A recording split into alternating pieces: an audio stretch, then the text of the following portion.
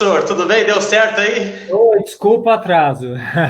Não, eu estava falando aqui agora, ao vivo atrasa, é assim mesmo.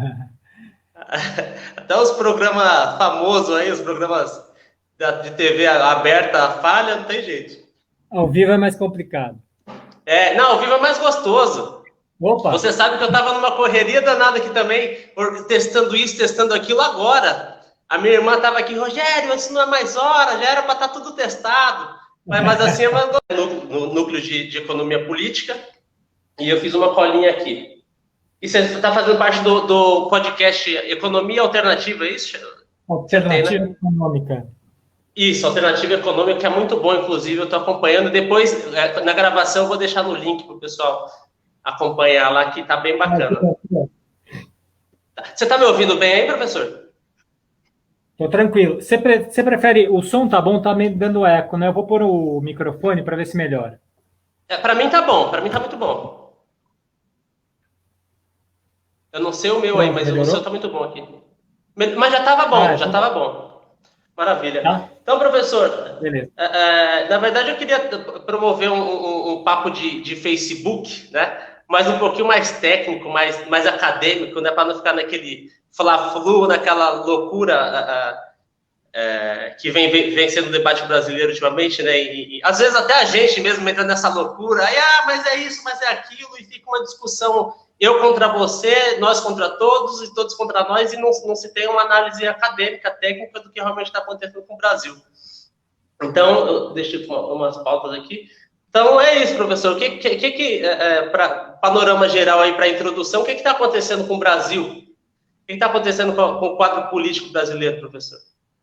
Eu É já vou difícil, começar né? primeiro agradecendo a você, Rogério, e dizer que eu não tenho nenhuma intenção de explicar o mundo todo, porque tá difícil o mundo de ser explicado, né? E, mas de todo jeito de dar umas guias de discussão assim para a gente pensar as coisas que estão acontecendo no Brasil e no resto do mundo. Só para fazer a propaganda completa aí, o Alternativa Sim. Econômica, é, na verdade esses três projetos são o NEP, o Alternativa Econômica e os debates urbanos, né, com o Alex também, Sim, são diálogos todos frutos. urbanos, verdade. Diálogos urbanos, desculpa se tem razão, diálogos urbanos com o Alex também, são todos frutos da mesma experiência que a gente teve na época que a gente dava aula para vocês e que a gente resolveu tornar uma coisa pública e com mais apelo público, com mais para mais gente ouvir, né? Não só a gente, mas para mais gente ouvir. Então, o que a gente pensou aqui em fazer nesses projetos é justamente discutir política e economia, né? Justamente discutir.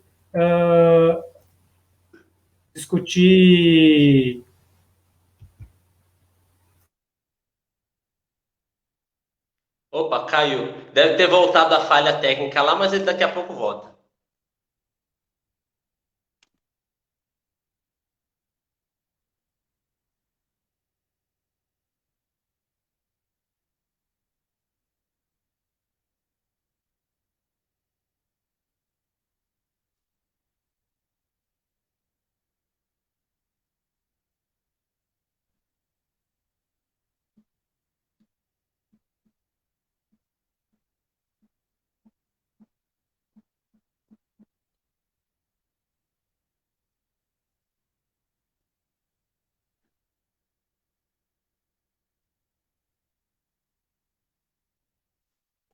Maravilha, vamos lá.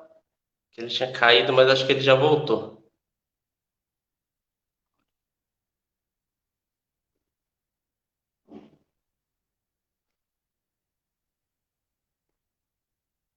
Alô? Ah, maravilha.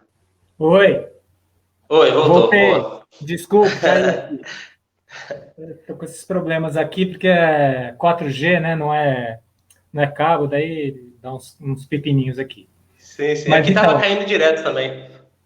vamos lá. Então, voltando ao Diálogos Urbanos e Alternativa Econômica, que estão o Diálogos Urbanos no YouTube e no Instagram, o Alternativa Econômica, a gente está fazendo um podcast com vários temas, e são, em geral, temas econômicos e temas políticos ou de sociedade mesmo, pensando sempre a sociedade brasileira, né? E, e daí o Alternativa Econômica, a gente está no Twitter, no Instagram, e depois você deixa os links aí para a galera também poder assistir. Maravilha. Nossa intenção ali, e a minha intenção em geral, assim, mesmo quando a gente dava aula, quando a gente tinha aula, era sempre pensar o que tinha de moderno, de reflexivo para ser feito no Brasil, para pensar o Brasil, né? A gente pensar o Brasil de uma maneira crítica e reflexiva, que é isso que a gente está fazendo lá. E eu vou aproveitar uns temas, então, Rogério, que a gente começou a desenvolver lá, e o primeiro deles vou me aproveitar aí da fala que você fez. Essa discussão, esse fla-flu que você está chamando, etc., e essa polarização das discussões, essa eu acho que é a primeira coisa importante para a gente entender o Brasil hoje. Primeiro, no seguinte sentido, estão dizendo que a minha fala está cortando aqui, vamos ver se eu melhoro aqui. Para mim está muito bom, para mim está bom. Ok, então vamos lá. Primeiro, no seguinte sentido, no sentido de que para a gente entender isso, a gente tem que entender as redes sociais. Então, as redes sociais são, seja na política, seja nas relações sociais, as redes sociais são um elemento que levam a essa polarização, levam a esse fla-flu, levam à polemização do mundo. Isso não é difícil de você pensar, basta você fazer você mesmo uma experiência aí, ou você ou qualquer pessoa, fazer uma experiência que se você tem uma conta no YouTube, no Twitter, você começar a polemizar com alguém. Se você começar a polemizar com alguém, as pessoas vão te seguir, vão querer saber o que está acontecendo, e bem ou mal, elas vão aumentar o seu nível de atenção às coisas que vocês estão que a gente está postando. Então, essa é uma primeira coisa. Eu lembro até de só para exemplificar de novo, de uma experiência de inteligência artificial, acho que da IBM, se não me engano, que pôs uma inteligência artificial para dialogar com pessoas, como se fosse uma pessoa no Twitter. Em Nossa. 2 semanas, acho que 2 semanas eles tiraram do ar, porque o computador tinha virado nazista, tinha feito tweets racistas e tinha sido homofóbico, e todo tipo de preconceito tinha aparecido. Então eles tiraram do ar porque foi uma coisa muito violenta, assim. Ele virou uma personalidade nazista. Isso é um computador, né? Só tinham ensinado para ele as regras de como funciona o Twitter. E ele começou a aprender com o próprio Twitter, né? Então, ele começou a aprender e a repetir o que o próprio Twitter fazia. Entendi. E daí isso levou o cara em 2 semanas, o computador em 2 semanas a virar nazista e virar a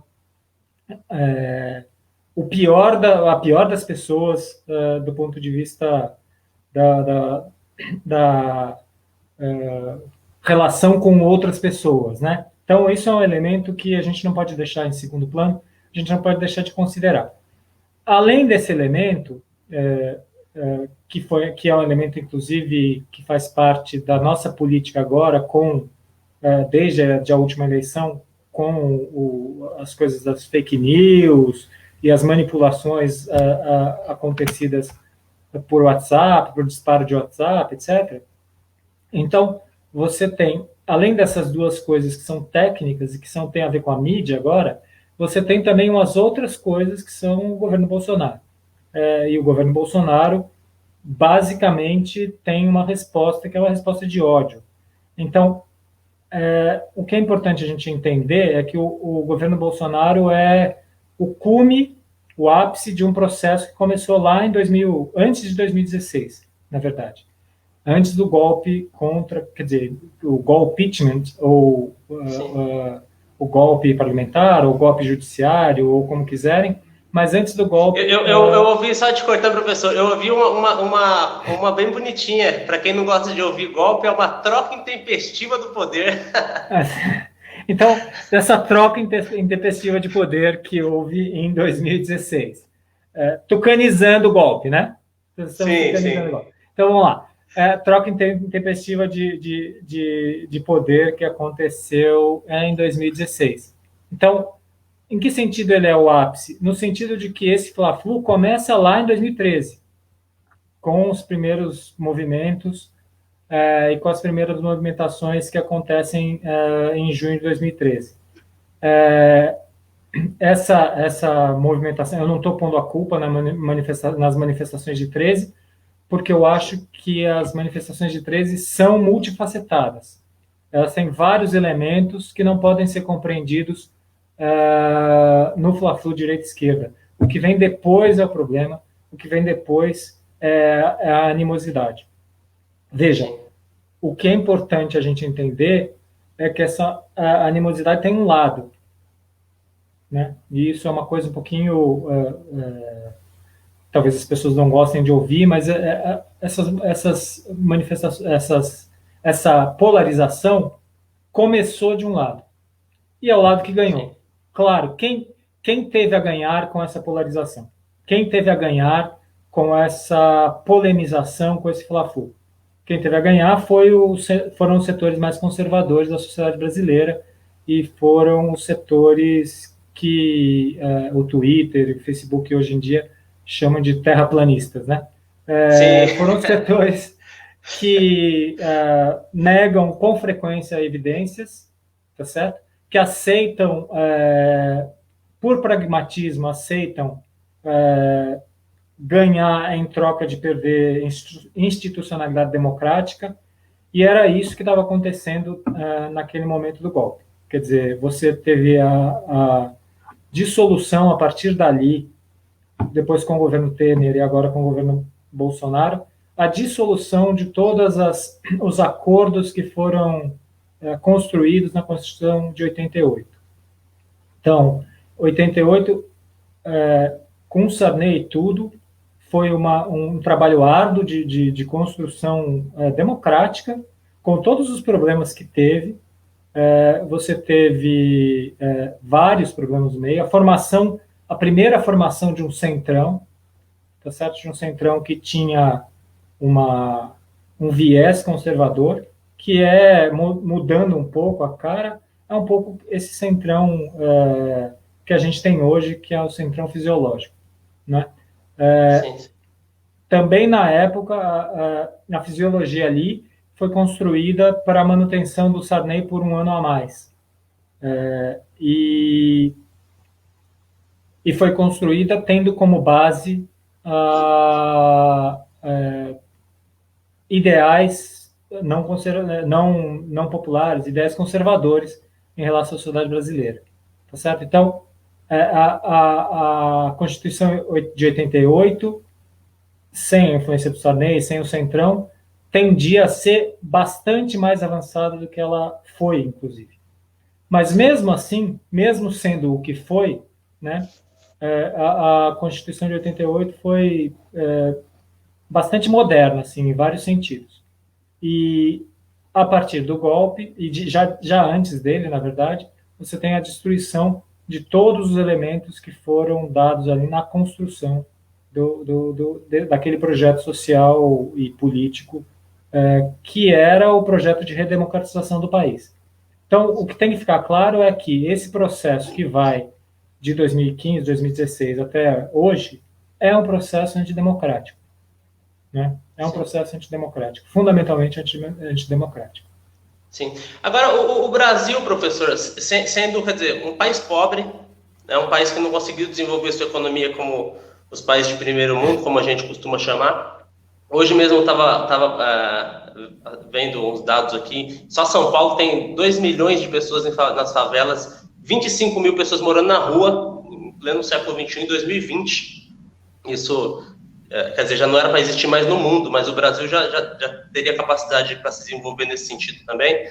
E como que foi essa guinada? Quer dizer, as pessoas que votaram social-democrata desde da redemocratização, né, desde 88, quer dizer, veio ali teve a era Collor, mas passou. Depois veio Fernando Henrique, que dava uma enganada, Lula, Dilma, quer dizer, as pessoas não mudaram, quer dizer, não mudou, tiraram essas pessoas daqui e colocaram outras, são as mesmas pessoas. Como que aconteceu, vou chamar de essa revolução conservadora? Quer dizer, a periferia, a gente vê que aderiu isso. A periferia, hoje em dia, tem um debate completamente conservador, uma parte dela, claro, completamente conservador, que acha que é isso mesmo, claro que sem se aprofundar nos assuntos, mas, quer dizer, isso dominou uma parte da população brasileira que sofre com isso, que sofre com o conservadorismo. Quer dizer, é aquela história que você fala algumas vezes, muda tudo para não mudar nada. Quer dizer, a gente consegue uma evolução social de 15 anos quase, né? E em pouco tempo a gente simplesmente abre mão disso por uma lógica irracional, por um discurso de ódio. E quer dizer, a maioria que vai sofrer com isso é a maioria que elegeu a pessoa e que hoje em dia uma parte dela ainda apoia. Então, essa parte as redes sociais, tá bom, mas no dia a dia ele não entendeu que a vida dele durante 15 anos melhorou e agora despencou, quer dizer, perdeu todos os direitos, direito trabalhista, previdência, perdeu todos os direitos que tinha conquistado durante os anos e agora, mesmo perdendo esses direitos, com carteira verde e amarela, sabe, não tem dinheiro para pagar R$600, e mesmo assim, uma parcela ainda defende ele. E claro que para a elite está muito boa, mas não é da elite, é uma parcela da periferia, quer dizer, aderiu e defende isso. Então, é isso que fica muito... Foi só as redes sociais, foi ao trabalho de mídia, sabe? Eu não consigo entender o que tem por trás disso. Quer dizer, como que a gente consegue dominar em tão pouco tempo? Quer dizer, você faz um trabalho de 15 anos, melhorando a situação do Brasil claramente. E em 2 anos você consegue mudar a cabeça de todos, simplesmente assim, sabe? Porque os mesmos que votaram no Lula, que votaram na Dilma, muitos deles votaram no Bolsonaro. Então eu não acredito que sejam fascistas. Não, eu sei que tem um núcleo lá que sim, mas não todos. E mesmo depois de tudo isso, eles continuam defendendo ainda essa coisa conservadora, sabe? Essa visão conservadora de mundo, tem que ser assim mesmo. Tem gente morando em periferia, negro de periferia, defendendo a violência da polícia, por exemplo. Entendeu? O que você acha que levou essa guinada à direita? Você que pode dizer assim? Bom, essa é a pergunta de $1 milhão, né? Porque é difícil de responder essa pergunta, Rogério. Eu acho que você tem... então, vamos começar... Eu vou me estender um pouquinho mais nessa resposta, porque ela tem acho que várias facetas. Aí. Em primeiro lugar, você falou o Brasil, que é um país pobre, etc. Então, o Brasil, sem razão, ele não é desenvolvido e ele está num patamar que ele não consegue dar o passo seguinte, que é o passo tecnológico, né? De fazer endogenamente o seu próprio desenvolvimento. Você tem toda a razão nisso. Mas eu acho importante a gente pontuar que o Brasil é um país desigual, né? Mais do que pobre, ele é desigual. Ele tem riqueza, mas essa riqueza é muito mal distribuída, o que dá toda sorte de vício para depois, né? Então, você veja, provavelmente é mais, do ponto de vista econômico, provavelmente deve ser mais vantajoso aqui no Brasil você abrir uma concessionária de carros importados do que você abrir um restaurante popular. Porque, como a riqueza é mal distribuída, as parcelas assalariadas, ou então as parcelas menos afortunadas da sociedade, tendem a ter mais dificuldade de manter o seu nível de consumo, né? Enquanto que as pessoas que são muito ricas vão despender qualquer coisa, qualquer esforço para fazer o seu nível de consumo vai continuar sempre estável. Então, esse é um problema, eu acho que esse é um problema da economia nacional. Mas você tem também problemas sociais e políticos que estão envolvidos aí. Então, do ponto de vista político, deixa eu começar com o ponto de vista social. Do ponto de vista social, evidentemente, que você tem a produção o GCE vai chamar isso vai chamar de uma ralé, que é fruto do escravismo lá de trás, né? Então, você tem motivos que são motivos muito próximos e motivos que remontam a muito tempo atrás. Então, o escravismo é um desses motivos de muito tempo lá de trás. Para o GCE, as práticas escravistas, que eram práticas não só dos grandes proprietários, mas como também de setores médios da época, pelo menos desde o Império. Então, as práticas escravistas e o modo como se deu a abolição levaram, de alguma maneira, a você ter um jeito de lidar com isso que o GCE chama de ralé, né? Que gente que pode ser mandada a quem se pode mandar de qualquer maneira, de tamanha o nível de autoestima que essas pessoas têm, né? Porque, evidentemente, alguém que é tratado o tempo inteiro como menos, vai ter um nível de autoestima tremendamente baixo, assim, e vai aceitar, seja ele economicamente, seja ele socialmente, né? E vai aceitar qualquer Sim. coisa. Qualquer coisa vai ser uma vantagem. Então, você tem um problema que é muito de lá de trás e que rebate hoje, né? Sim. Aquele filme Que Horas Ela Volta, por exemplo, é um exemplo das duas coisas, né? De como esse processo é perene na sociedade brasileira e de como os ganhos que aconteceram nesse período pós-Constituição de 88 foram importantes para a emancipação e para a autoestima dessas populações. Para o GCE, e eu concordo com essa análise dele, para o GCE você tem um problema agora, qual foi onde que pegou esse problema? Pegou no fato de que a classe média não aceita repartir o seu lugar, né, privilegiado com outras classes menos favorecidas. Então, não aceita repartir aeroporto como se fosse rodoviária, nem Miami, nem a Disney para empregada doméstica, como diz o Paulo Guedes, nem nenhum tipo dessa...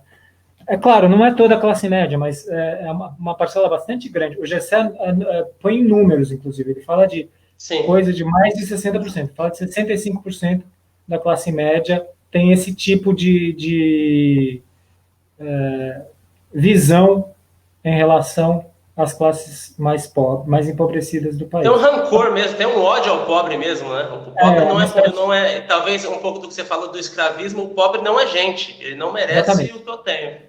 Exatamente. Por isso que ele chama de ralé, né? A nova ralé, assim. Então, porque não porque ela se considere ralé, porque é um termo pejorativo, evidentemente, mas porque ela é considerada pelos outros ralé. É como se fosse os intocáveis na Índia, assim, como se fosse uma casta que vale menos socialmente, né? Sim. Um assunto que eu queria que você abordasse... Desculpa, você ia concluir, professor? Só mais uma coisinha que eu acho importante para falar de hoje, é que você tem razão. O problema mas nesse tempo todo continuava tendo. O que aconteceu, então, nesses últimos anos para isso aflorar? Por que isso aflorou? eu acho que aflora por vários motivos. Eu concordo em parte também com o diagnóstico do GCE, mas eu acho que tem outros motivos também. Quer dizer, nesses últimos tempos, o que a gente teve foi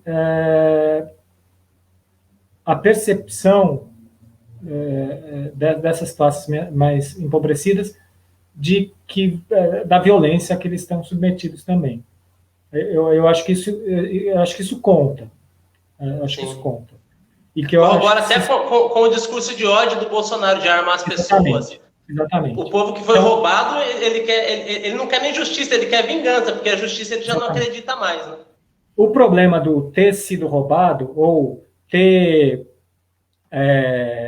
sido roubado, ou o problema da corrupção, etc. e tal, é o problema dela ter sido seletiva e judicialmente organizada para só atingir uma parte dos políticos e tal. Isso, de fato, é um diagnóstico correto também do Gessé Souza, que é a ideia de corrupção seletiva. Você pune um, mas não pune outros. E entre esses outros está não só outros partidos, como também os capitalistas, né, os empresários que cometeram essas barbaridades, etc. E, no fim das contas, isso é uma coisa, então, bem importante. Tem uma outra coisa importante que eu tenho lido bastante sobre o assunto, que não pode ser negada, que é a influência da agenda externa americana sobre a América Latina, que tem sido nesse sentido. Porque não é coincidência que esse golpe que aconteceu aqui tenha acontecido também em outros países. Eu acho que, em geral, em países emergentes, como a África do Sul, a Coreia do Sul, que igualmente tiveram problemas de impeachments e de processos ao presidente, como aqui no Brasil, Venezuela, Bolívia e o Brasil mesmo, né? Sim. Então, mesmo porque o desenvolvimento brasileiro talvez seja a maior ameaça para ele, né? Mais do que a Coreia, até, porque, quer dizer, a gente está aqui do lado. Então, o Brasil se tornando uma potência, automaticamente se torna uma ameaça em potencial, pelo menos para o modo de ver o mundo americano. Né? A América Latina, né, em geral. Assim, não pode escapar nada daqui, assim. Isso, eu acho. A Venezuela é um resultado disso também, né? A Venezuela também é um resultado disso. Ali nada mais que tem é interesse pelo petróleo. Em que pese todos os problemas do chavismo, etc. Em que pese todos esses problemas, tem a mão dos Estados Unidos ali, e realmente ali o petróleo contou bastante. Acho eu, né? Eu estou dando aqui uma opinião mesmo. Sim. Professor, eu queria que você falasse um pouquinho sobre, acho que eu até comentei com você antes, essa descrença na ciência. Essa descrença em partes, né? Porque, assim, eu não aceito a ciência, não sei se é um reflexo do pós-verdade, mas eu quero os títulos da ciência, né? Quer dizer, eu quero o ministro lá, ele quer ser doutor, ele quer ter mestrado, ele quer ser um PhD, mas ao mesmo tempo ele não quer dizer, a ciência só serve quando interessa. E aí vem na onda um pouquinho desse terraplanismo, essa coisa meio malucada que vem ganha espaço hoje no debate mesmo. Você abre na TV mesmo aberta, tem gente discutindo terra plana, sabe? Como se tivesse algum nexo a gente discutir um absurdo desse nesse momento que a gente vive, sabe? Com a tecnologia que a gente já conseguiu desenvolver. Mas eu não sei se você olha dessa forma binária, mas você acha que o povo se distanciou mais da ciência? Você acha que as academias também têm uma parcela de um distanciamento da sociedade, sabe, de não estar só na academia, mas sair da academia, cruzar os muros? Eu vou falar, deixa eu só terminar uma outra coisa que eu tinha esquecido na outra pergunta sua, que tem a ver com isso e eu acho que você vai entender. Eu acho que ali também a outra coisa importante que apareceu foi o fato de que houve dificuldades da centro-esquerda e da esquerda e dos partidos do PT que estava no poder em chegar nesses setores mais populares. Isso claramente. Senão, o discurso do Bolsonaro não teria pego, né? Então, eu acho que houve ali uma falta de trabalho de base, como a gente chama, né? De Sim, maior inserção para saber qual é o problema, o que é que esses setores sociais querem, né? Eu acho que houve, e se não fosse verdade isso, não tinha acontecido nem em 2013, né? Se isso tivesse, sim, sim. não tinha acontecido nem em 2013. Ele não Então, acompanhou a evolução, talvez, não, né, eu acho que houve um problema aí, e em relação à universidade, talvez tenha havido setores da universidade que tenham caído na mesma esparrela, assim, de Sim, achar que a democracia já estava consolidada. Eu acho que é um pouco isso, talvez, assim, e de que as coisas iriam fluir naturalmente, que você não precisava do esforço político para fazer as coisas acontecerem, assim. É, a gente ficou muito tempo preso a um projeto que era um projeto justo de diminuição das desigualdades e tal, mas a gente não avançou nesse projeto, né? E é uma corrente. Se você ficar parado, é como um rio, você acaba indo para trás, né? Se você não, se você garantir, já garantimos, você fica parado, você acaba, você não percebe, mas está voltando. retrocedendo. Você está voltando, é. Então, eu acho que o Alex Moretti, que faz parte também do Alternativa Econômica e faz os diálogos urbanos também, ele comentou outro dia num podcast que estava falando, ele fala, se a gente for pensar, os nossos períodos de crescimento são exceção, não são regra, Sim, né? De crescimento econômico, desenvolvimento econômico. Eu falei, é verdade. Daí eu completaria com isso. O nosso período de avanço democrático ou avanço republicano são exceção, não são regra. Eu costumava dizer para vocês, para os meus alunos, vocês não estão, vocês têm que dar valor a isso, porque vocês vivem num país sem inflação ou com uma inflação residual e com democracia. Eu não vivi num país assim. Vocês nasceram, vocês não sabem o que é inflação, né? Quem até então tinha, sei lá, quem nasceu depois dos anos 90 e tal, né? Não viu inflação sim. e não conheceu um país que não seja democrático. Votou sempre e nunca teve golpe. Isso não é mais verdade em termos políticos, mas em termos econômicos e sociais continua sendo, apesar do tremendo risco que a gente corre com esse retrocesso que está acontecendo, que pode acontecer e que está acontecendo a partir desde o golpe contra a Dilma, né? Então, eu acho que isso explica muito também, assim. Explica Sim. o fato de que, sei lá, a gente tomou como dado, né? Sim, Que a gente tem democracia. Eu mesmo, eu não achei que ia ter um golpe, né? sim. Eu falava abertamente, falava, não vai ter golpe porque as instituições democráticas estão funcionando. Bom, não estava, né? Então, dei com os burros na água. Sim. É porque as pessoas entendem por golpe, tanque na rua, quer dizer, a moda antiga, mas hoje em dia está um golpe mais moderno, né? Está um golpe a lá século XXI, né? Quer dizer, Soft power. Isso mesmo, é um golpe soft. É um golpe soft onde claramente ele vai tomando as instituições. A gente agora está com 20 pessoas do Exército, soldado, general, no Ministério da Saúde, sabe? Em plena pandemia. Então, isso, mas eu ia até completar. Não, eu ia até completar que a democracia na história brasileira é exceção, né, professor? Eu ia falar de pleno emprego, mas pleno emprego nada. A própria democracia na história brasileira é exceção. É sim. Né? Tinha mais uma pergunta que eu ia te fazer aqui, professor. Vou pegar a colinha aqui, que essa eu acho legal. Eu não vou ficar lendo, senão fica uma coisa chata também. Parece que está meio... Agora, pós-crise, sem fazer meio que futurologia, professor, mas você acha que depois dessa crise, apesar da tragédia que já aconteceu, o que você acha que deixa de marca assim, social, econômica, provavelmente um caos, que a gente já está vivendo um caos, mas você acha que tem alguma mudança em comportamento, em visão de governo, em visão de Estado, da sociedade? Então, eu vou fazer as duas falas distintas sobre o mesmo objeto que é esse aí, seu futuro e tal. Aliás, eu vou convidar todo mundo eu acho que é daqui a ouvir o podcast de novo, porque a gente tem um podcast sobre isso, que é sobre as utopias do futuro e o pós-pandemia.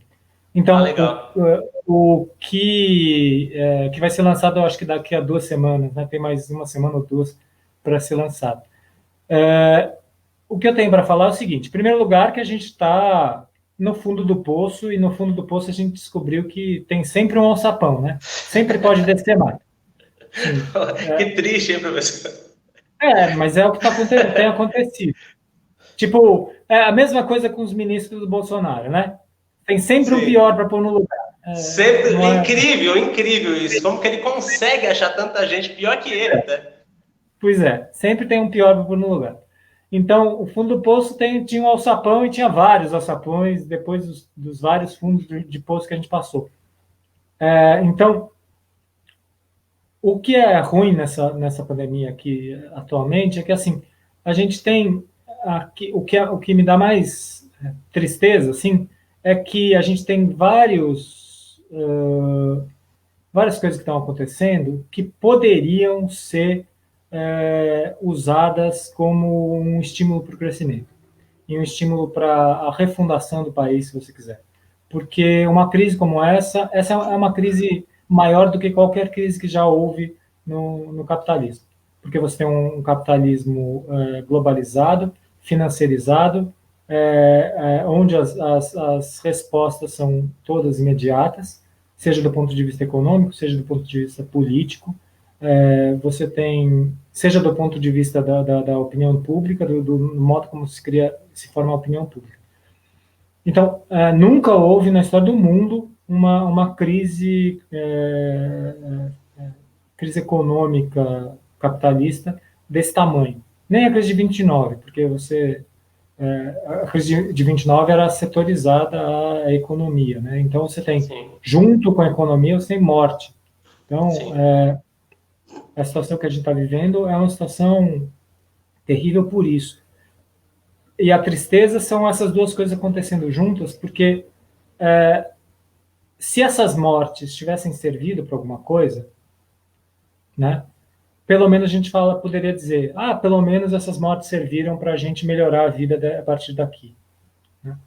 Então, como diz a Laura Carvalho, que fez um livro sobre isso, que chama Curto Circuito, que eu recomendo aí para vocês irem atrás, a Laura Carvalho fala: a pandemia provou um monte de coisas. Primeiro, provou a necessidade de que o Estado esteja aí para defender a sociedade, né? Então, imagina o que seria a pandemia sem o SUS. Imagina o que seria a pandemia sem o Bolsa Família, tá certo? Imagina o que seria a pandemia se não fossem as instituições de Estado que foram capazes de dar alguma resposta, mesmo neste governo, né? Alguma resposta à crise pandêmica, tá certo? E aproveitando até a pergunta da Maria Odila, que apareceu aí na minha tela, eu vou... Sim. Assim, tem dois jeitos, assim, tem duas respostas, é isso que eu estava tentando falar. A resposta pessimista, que é a crise vai ser horrível, etc., e vai por causa do Bolsonaro, não por causa de outra coisa, mas por causa do Bolsonaro. E a tristeza é ver as oportunidades perdidas, o que os economistas chamam de custo de oportunidade. A gente poderia estar investindo agora, neste momento, em remodelar a nossa indústria, em dar um passo no sentido de automatizar mais e digitalizar mais os nossos processos produtivos, dar mais um passo no sentido de manutenção e melhora do meio ambiente em que a gente vive, e, no entanto, a gente está voltando para trás em todos esses fatores, essas seções, digamos assim, né? Então, a crise vai ser muito dura e evidentemente, eu tenho um grande receio de que possa se tornar uma crise social mais séria, né? Porque com o grau de queda da economia, você tem um risco de que as pessoas fiquem revoltadas porque não têm o que comer. E isso é culpa única e exclusivamente do governo Bolsonaro. Única e exclusivamente. Se existe ainda alguma esperança, foi a esperança criada no parlamento por causa dos partidos de esquerda e, eventualmente, de centro-esquerda ou de centro, que responderam melhor à pandemia do que o governo executivo. Assim, sim, serviu até como um contrapeso, né? Quer dizer, não vamos deixar ele avançar muito, vamos pelo menos manter ele nessa área para ele não fazer mais, quer dizer, fazer menos do que está fazendo, fazer pior do que já está fazendo. Eu vou pegar um gancho que você falou, professor Gil. Só completar um pouquinho, Rogério, para responder do outro lado, para não ficar só com o lado pessimista. Tem um lado otimista, que são justamente as oportunidades que se criam, que foi o que você me perguntou no começo. Será que dá para sair dessa crise? Dá para sair dessa crise, e eu acho que a grande vantagem é que tem coisas que são quase invisíveis do ponto de vista da grande mídia, do ponto de vista da política, do ponto de vista da economia, que são quase invisíveis, mas que societariamente estão acontecendo. E que são, eu acho que, como disse um professor meu da filosofia, o Paulo Arantes, que são que tem onde tem gente tem esperança, né? Então, uma das coisas que eu acho que podem ser, que a gente pode ver com otimismo, são a capacidade que a sociedade teve também de resistir. Então, se é verdade que os partidos de esquerda, principalmente, tiveram uma ação no parlamento, uma ação importante, também é verdade que a sociedade conseguiu construir formas de se manter vivo, né? Então você vê, desde a greve, como teve a greve de ontem lá, dos apps, né? Dos aplicativos de entrega, que eles se viram importantes nessa crise e não ficaram nisso, não pediram para eles só. Não pediu, também quero ganhar mais. Não pediu só isso. Teve uma requisição que foi coletiva, né? Então, eles pararam e falaram, estamos com um problema aqui. A gente foi terceirizado, a gente foi uberizado, tá certo? E não somos empreendedores, nós somos precarizados. Então, a gente tem que fazer alguma coisa agora antes que fique pior. Agora que a gente vale alguma coisa, pelo menos, a gente tem que fazer alguma coisa antes que fique pior. Então, eles estão fazendo certo. Também as pessoas que estão se juntando, seja para ajudar outras pessoas, né? Seja para se ajudar, como, por exemplo, no caso das favelas, no caso de várias organizações sociais, do padre Júlio Lancelotti, que ajuda pessoas de rua, né? Usa os seus meios, os meios que ele tem na paróquia dele, para arrecadar dinheiro e para dar comida, cobertor, etc., para a população de rua, que aumentou muito, como você mesmo disse, né? Então, existem, assim como essas, existem milhares de alternativas que estão se formando, como grupos de cooperativa, grupos em cidades pequenas, grupos que cooperam para um meio ambiente melhor, ou para que as pessoas comam de maneira melhor, ou o MST, que disponibiliza sem custo comida para a população mais pobre. Então, sim, é muito legal isso. Você tem essas alternativas que estão aparecendo na sociedade. Sim. Inclusive, eu acho uma pena... Esperança, eu acho. Antes de responder a pergunta, professor, eu não sei se está bom esse formato. As perguntas, para não te interromper, eu coloco no vídeo e aí, com o tempo, você vai respondendo. Mas só para comentar antes, é uma pena que as pessoas não conhecem o trabalho do MST, né? Eles fazem um trabalho fantástico e as pessoas não conhecem. As pessoas comem, muitas vezes, produtos do MST e não sabem que é o MST que produz aquilo, enfim. E tem uma preocupação com produtos orgânicos, etc. Tal. que eu acho que, por exemplo, essa é uma possibilidade que está sendo perdida também. Mas também, eu não posso, para falar a verdade, foi perdido no governo Fernando Henrique, foi perdido no governo Lula, que é a Sim, sim. possibilidade de lutar contra transgênicos e lutar contra os agrotóxicos, etc. E tal. O MST é uma frente contra esse tipo de coisa. Não só a MST, mas várias organizações, por exemplo, que eu conheço no interior de São Paulo ou na capital, de produção de produtos orgânicos, vão no mesmo sentido dessa luta. Assim. E Sim. essas coisas tendem a virar coisas maiores, eu acho. Mesmo, inclusive na pandemia. A pandemia permite, por incrível que pareça, por paradoxal que pareça, permite que as pessoas se associem e que percebam que juntos elas podem fazer mais do que separados. Aguça o instinto coletivo, né? Mesmo, principalmente uma pandemia igual essa, que quer dizer, as pessoas não podem se tocar, não podem ter contato físico, né? Então isso aguça mesmo. Eu ainda vou trazer um pouquinho do que você falou, professor, antes de você responder aqui, que é sobre Deixando o Wendel essa. para depois. Só um minutinho, ele já te responde. Pessoal, eu vou selecionando as perguntas aqui com calma que o professor responde. Mas sobre esse discurso corporativo das empresas de que a gente é empreendedor, isso está dentro das empresas mesmo. Quando você vai o RH monta lá, eu sempre que eu acompanho um pouco disso, tem um espírito empreendedor, você é um empreendedor, quer dizer, você não é um funcionário, você é um empreendedor, você entende? Você tem que fazer mais, tal, quer dizer, normalmente você sempre empreende para eles, né? O seu empreendimento é para eles ganharem. E essa consciência que os motoboys vem demonstrando, mesmo com todo o mainstream, com toda a grande mídia querendo provar para a gente que a gente é empreendedor, opa, calma aí, não é bem por aí. E eu acho que essa crise deixou bem claro, né, nesse sentido isso. E voltando a uma coisa que você falou também, professor, você acredita na reindustrialização do Brasil? E você acha que esse pode ser o caminho?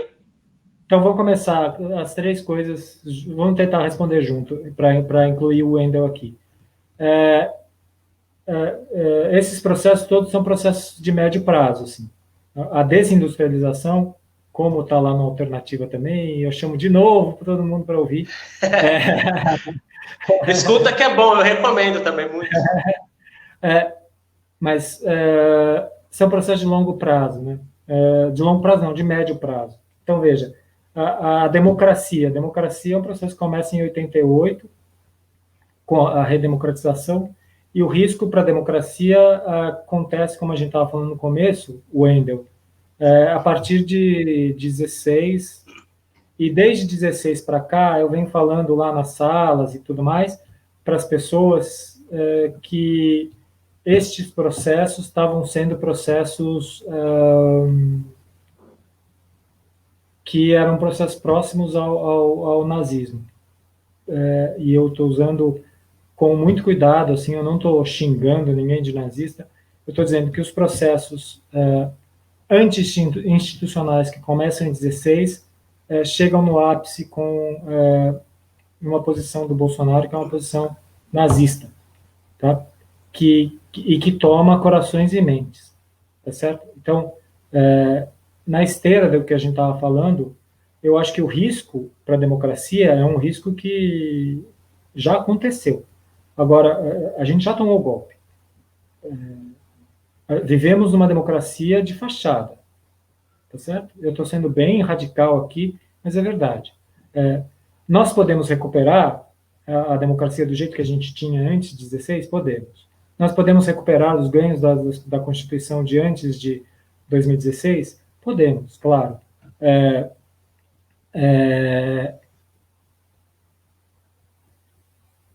Mas a gente precisa de trabalho nesse sentido. A gente precisa saber, e o trabalho vai no sentido de valorizar o que a gente ganhou em 88, e não desvalorizar o que a gente ganhou em 88. Tá certo? Então, o problema é que a gente achou, a gente não, né, mas eu não, mas o Brasil passou a achar que a Constituição de 88 não valia nada. E que dar direitos para as pessoas, sejam eles pobres, sejam eles homossexuais, sejam eles mulheres, negros, sejam eles o que forem, partidos comunistas, por exemplo. Quer dizer, comunista virou um xingamento. Virou. Pois é. Então, isso não pode ser. Isso aconteceu. Então, a gente tem que recuperar várias coisas aí antes de conseguir recuperar a democracia plena e aprofundar a democracia do jeito para voltar. Vamos pensar assim: quanto tempo será que precisa para a gente voltar a 2014, aos níveis econômicos de 2014? A gente precisa pelo menos 10 anos. Porque a gente estava em pleno emprego, a gente estava crescendo a 3%, 4%. A gente não deixava de crescer nenhum ano desde os últimos anos do governo Fernando Henrique. Então, antes foi pouco e tal, não sei o quê, mas a gente teve uma tremenda queda. Quanto tempo a gente vai demorar? 10, 15 anos? Com a democracia é a mesma coisa. A gente vai demorar para reconstruir cada um dos tijolinhos que a gente tirou, que a gente deixou tirarem. É um processo, e é um processo que tem que ser construído socialmente, é isso que eu acho. Adianta votar? Claro que adianta. Ainda não estamos com a democracia toda perdida? Ainda não estamos com a democracia toda perdida, mas vai demorar. E a respeito da industrialização, da desindustrialização, isso depende de um projeto. E o projeto que precisa ser entendido é não acreditar que monocultura agroexportadora vai dar resultado para alguém no país. Monocultura agroexportadora é concentradora de renda. A nossa saída é desconcentrar a renda. Só para deixar mais popular aqui, professor, te cortando, então o agro não é pop, né? O agro não é pop. O agro é pop para o proprietário. Né? Você não tem mais o escravo, mas você tem você emprega pouco, porque você pôs máquina no lugar do escravo. Né? O escravo não era gente, então era como se tivesse máquina. Então o modelo é o mesmo. Mudando o cenário, o modelo é o mesmo. Você planta cana para o escravo cortar e mandar o açúcar para fora. Hoje você põe máquina para plantar soja, para mandar farelo de soja, grão de soja para fora, para alimentar animal. Sim. Que é pior, né? Para alimentar animal aqui e fora. Então, você não tá reduzindo a fome, isso é uma mentira. Produzir o grande celeiro do mundo não está matando a fome do mundo. Sim. E eu vou já linkar, professor, nessa reindustrialização do Brasil, qual que você acha que é o papel do Estado nesse processo? Obrigado, Rogério, pela pergunta, porque essa pergunta faz parte e é bem importante. Essa dicotomia que se fez entre Estado e mercado, na verdade, é uma ilusão, porque o Estado e mercado nasceram juntos. Capitalismo, Estado e mercado nasceram juntos e vão morrer juntos. Eles são a mesma coisa. Então, qualquer país capitalista avançado teve o Estado interferindo na economia para o bem dos seus cidadãos. O que importa é o cidadão, não o Estado. Tá certo? O que importa é a sociedade, que a sociedade cresce. Isso, eu não estou falando nenhuma novidade. O Adam Smith falava isso. A sociedade rica não é a sociedade onde o Estado é rico, mas a sociedade onde a sociedade é rica, onde passa a riqueza. Adam Smith. Né? Eu não estou falando do Marx, não estou falando de nenhum anarquista, estou falando do Adam Smith. Então, essas coisas são coisas que surgem juntas. E só para te dar uma resposta, também não sou eu que estou falando, a Europa fez um plano de trilhões de dólares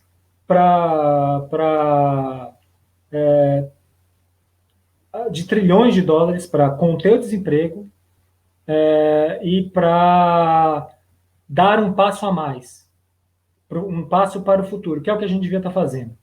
Porque para a gente dar um passo para o futuro neste momento, significava ser capaz de sair deste modelo agroexportador monocultor de commodities e produtor de commodities, né? Porque é o petróleo também, então produtor de commodities. Sim.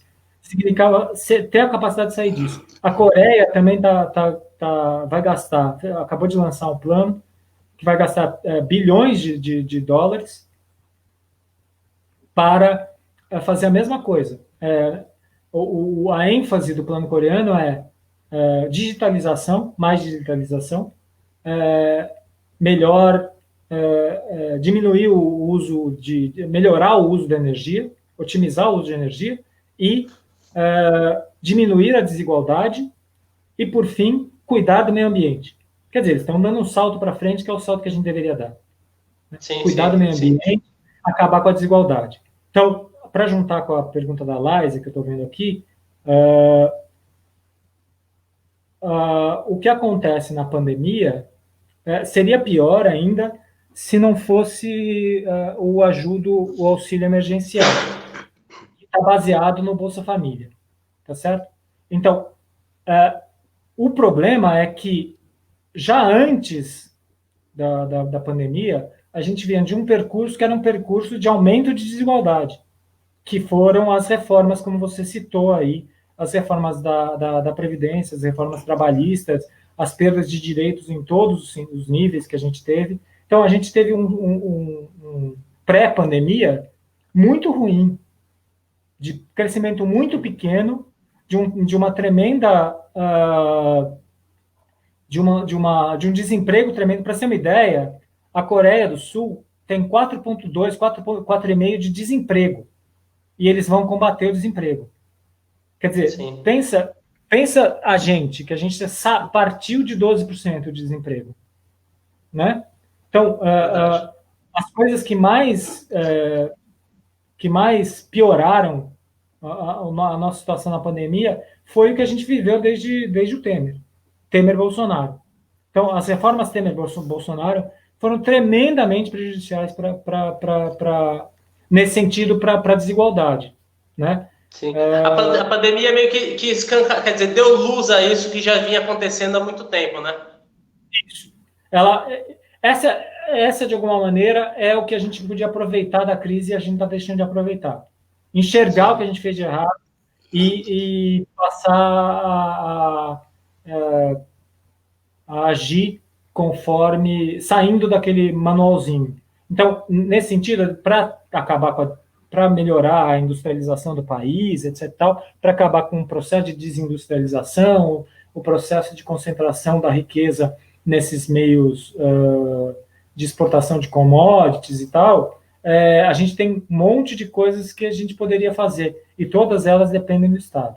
Todas elas dependem do Estado. Como dependem na Europa, como dependem na Coreia. Dependem mais aqui do que lá, porque aqui a gente ainda tem uma situação que estava mais precária no pré-crise, eu acho. Professor, tem a pergunta. Desculpa, tem a pergunta da Esther aqui, e eu queria linkar, até fazer meio que uma provocação.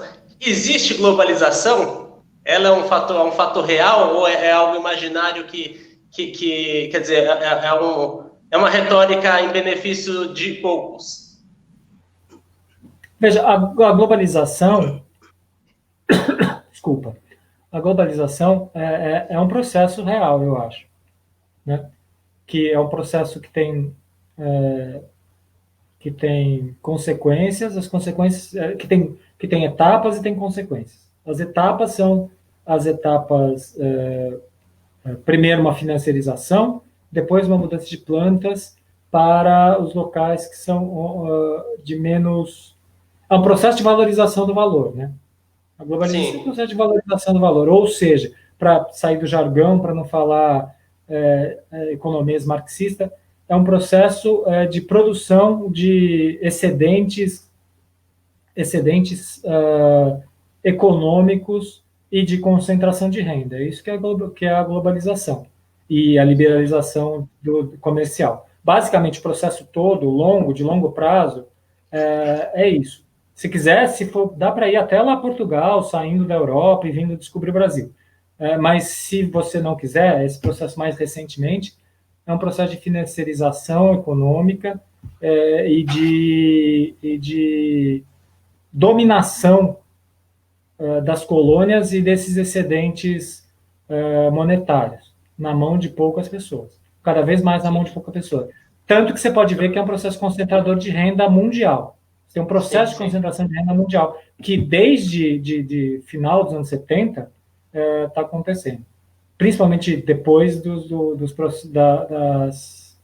está das privatizações e do processo que se chama de neoliberalismo, mas vamos chamar de reformas Reagan-Thatcher, né? Então, Sim. depois das reformas Reagan-Thatcher, você teve um processo de ainda mais concentração e destruição do estado de bem-estar social. E nessa onda foi a Constituição de 88, porque a Constituição de 88 foi criada com base nesse estado de bem-estar social, mirando esse estado de bem-estar social.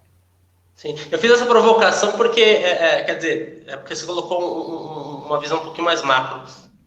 Mas a globalização me parece muito que eu dou acesso à informação a todos, mas nem todos podem produzir. Quer dizer, se você pegar uma pessoa da alta elite sueca, ele quer o mesmo produto que o rapaz aqui do Jardim Savério, do Barraco de Madeira, quer. Então, quer dizer, um tem acesso, o outro não. Então, a capacidade de produzir também não é global. Quer dizer, quantos países no mundo fazem carro, avião, mandam foguete para o espaço? Né? Quantos produzem smartphone? Quer dizer, eu coloco na cabeça de todos que eles precisam de um smartphone, né? Isso é globalizado. Mas quem produz? A produção não é globalizada, por isso que eu fiz essa provocação.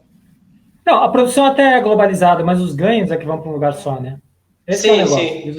Sim. O acesso à tecnologia, né, professor, está na mão de poucos. Então, vou aproveitar e falar do Vitorelli aí, que está falando do então, Felipe, tinha que ter o Furtado, tinha que ter. Mas você que produziu o Furtado aí, né? Porque, na verdade, esse processo de globalização tem o reverso desse processo de globalização, é um processo de colonização cultural, Vitorelli. Como você gosta de falar, esse é o tema dele, né? O tema da vida dele. Então, é o que o Furtado aponta aí, e tem razão, que isso faz parte faz parte do, digamos, do contexto geral de globalização, né?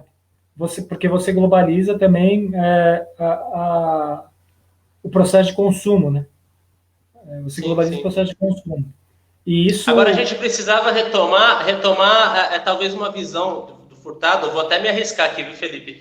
Quer dizer, a gente tem um planejamento de reindustrializar o país, mas, quer dizer, um projeto de reindustrialização linkado com o desenvolvimento social, né? E, claro, o ecológico também, mas as duas coisas linkadas, porque hoje em dia parece que se fala de uma coisa sem querer dizer a outra, né? E uma coisa não devia existir sem a outra, pelo menos aos moldes da primeira industrialização. Claro. Você tem toda a razão. Inclusive, eu concordo inteiramente com você, assim. E o que eu acho, assim, é que nesses últimos anos, o que você teve... eu acho que essa não é uma culpa de agora. É isso que eu acho. Eu acho que essa é uma culpa mais distante. Porque eu acho que desde a redemocratização, você tem um processo que é um processo não de criação de cidadãos e de uma sociedade forte, mas criação de consumidores. Tá certo? Desde o Collor, quando o Collor abre, ele abre porque os produtos brasileiros são ruins. Tá certo? Ele fala, a carroça, etc. Quando o Fernando Henrique promove a formação de uma estrutura institucional, ele está pensando no consumidor. Porque ele está falando, quando ele privatiza, por exemplo, as telefônicas, ele está pensando no serviço que vai ser prestado ao consumidor. Quando ele faz a Anatel, a ANEEL, as agências reguladoras, ele está pensando no consumidor. Em nenhuma hora desses aí, eles estão pensando no cidadão e na sociedade. Eles estão pensando na sociedade como formada por indivíduos consumidores. Então, isso formou... E isso eu acho uma das questões que explica aquela questão que se tinha feito lá atrás, Rogério, que é o que aconteceu que a gente virou um monte de individualista, fascista, nazista operando aqui, né? Eu acho que o que aconteceu foi isso. A gente foi criado para ser individualista, criado para ser consumidor. E o formato do consumo é o que o Vitorelli quer dizer, o que o Vitorelli sempre diz, é colonizado. O formato do consumo é colonizado, né? Colonizado para fora, né? Então, você precisa você precisa fazer aqui. Não adianta só a substituição de importações, como está indicando o Vitorelli aí no comentário dele. É mais que isso, tem um processo cultural envolvido aí, né, de cultura de massa mesmo. Tal. O que é novo nesses últimos anos é, digamos, a aceitação de que é normal fazer isso. Né? Isso é uma culpa de lá de trás, porque você não cuidou disso lá atrás. Você não deu força para os setores sociais importantes agirem e aumentarem, etc. e tal. Isso foi feito, quando muito, no primeiro governo Lula. Quando muito, metade do primeiro governo Lula. Na segunda parte do primeiro governo Lula. Quando o BNDES estava mais preocupado com os pequenos empreendimentos e com bancos populares, etc. Tal, do que com a grande indústria, com o grande capital. Então, veja, nada se cria senão a partir desses pequenos. Porque o processo natural do capitalismo é um processo concentrador, seja aqui, seja onde for. Sim, ele tende ao monopólio, né? Verdade. Ou ao monopólio, ou ao oligopólio, ou à concentração de renda e riqueza. Concentração em nome de poucos de renda e riqueza. Né? Então, você vai criar grandes empresas, ou grandes países, ou grandes concentradores de renda e riqueza. E eu acho que esse que é o problema. A gente deixou de lado as ações sociais que poderiam nos levar a dar um passo adiante, que for criar um processo endógeno de promoção e desenvolvimento. Sim. Aumentar nossa capacidade produtiva, talvez a complexidade, mas quer dizer, como o Estado indutor, né? Como você já tinha falado antes, sem o Estado isso é impossível acontecer. Legal, e agora o que a gente tem que estar preocupado é o Estado pegar e gerar emprego, porque a posição que a gente está, tem que gerar emprego já. Sim, agora a grande emergência das pessoas é essa mesmo. Professor, já passou aqui de 1h15 e eu vou encerrar. O papo está muito bom, passa a noite inteira aqui conversando. Eu não tenho acesso às questões, então se tiver mais questão, alguma coisa que tenha que responder, você me manda, ou então faz agora. Legal, manda sim.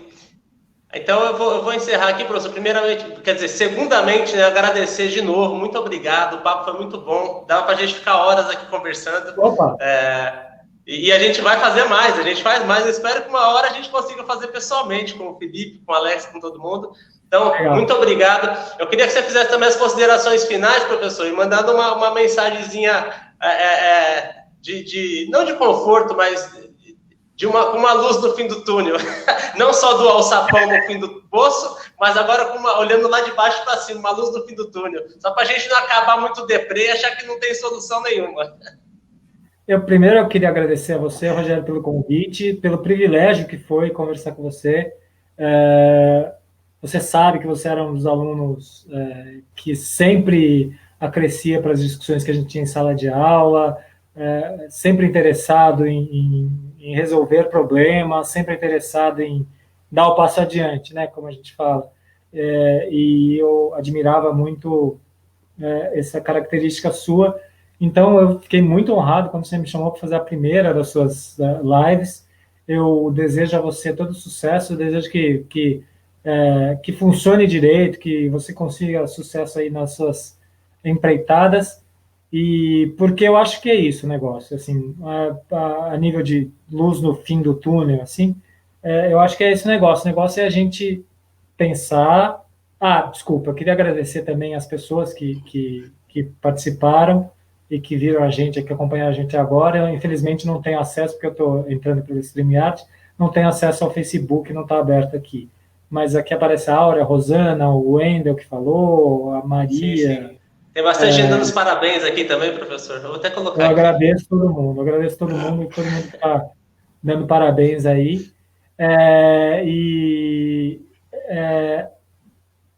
como mensagem, é essa mensagem mesmo, assim, o sucesso que eu desejo para você, que dê tudo certo, não é porque você me convidou, nem é porque, sabe, o sucesso que eu desejo para você é porque eu acho que é esse caminho mesmo, assim. O caminho é discutir mais, conseguir formalizar dúvidas, porque perguntar direito é o começo de tudo, né? Você pergunta direito, aí provavelmente você vai ter uma resposta boa, e quanto mais gente a gente tiver refletindo sobre esses assuntos, inclusive sobre todos os preconceitos que a gente mesmo tem, eu também, né? Eu também Sim. tenho. Todas essas coisas, para mim, são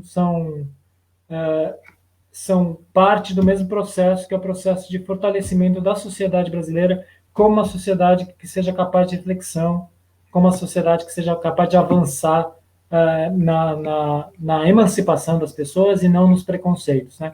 Então, a esperança é de que essas coisas, como você mostra com a sua live, como a gente tenta com a alternativa econômica e com diálogos urbanos, como as pessoas tentam nas associações de bairro, nas associações das comunidades, como as pessoas tentam nas suas paróquias, nas suas... Tem vários alunos meus que estão fazendo coisas contra a pandemia também, nos lugares onde fazem. Todas essas coisas vão no sentido de tornar o Brasil, tornar a sociedade brasileira uma sociedade melhor e menos egoísta e menos violenta, que é o que a gente está vivendo hoje, assim, e que procure soluções que sejam soluções de longo prazo para as nossas questões. Legal, Obrigado. professor. Obrigado. Você engrandeceu muito, acho que tirou muita dúvida, muitas pessoas estão agradecendo aqui, então muito obrigado mesmo. E é esse tipo de discurso que eu estou tentando trazer aqui nessas lives, enfim, com ideias e com a visão mais profunda dos problemas que estão acontecendo com o Brasil. Para quem assistir agora ou quer assistir depois, eu também agradeço a todo mundo que está assistindo, que participou, mas que quem vem assistir isso depois também possa ter tocado um pontinho ali, que ele falou, não pensei nisso, e foi muito interessante nesse sentido, você engrandeceu muito. Então, obrigado, professor, uma boa noite aí. Até logo. E, pessoal, depois eu vou deixar o link aqui do Diálogos Urbanos, do podcast Alternativa Econômica. Isso. E são esses dois. Valeu, pessoal. Uma boa noite. Muito obrigado aí a todos. Boa noite.